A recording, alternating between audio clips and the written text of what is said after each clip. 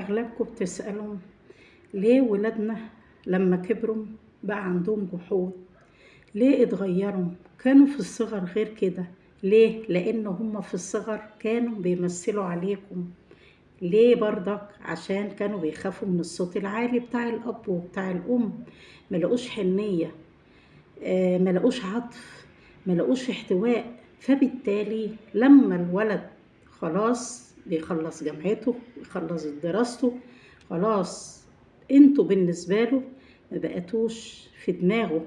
عشان كده لما بيكبر بيضطر للجحود المكتوم عنده منذ الصغر من المعاملة السيئة. فبالتالي لازم نحافظ على معاملتنا مع أولادنا، لازم نشركهم في كل حاجة. الابتسامة، القبلة، الحضن الجميل ده هو اللي هيقربنا ببعض، هو اللي هيجعل الألفة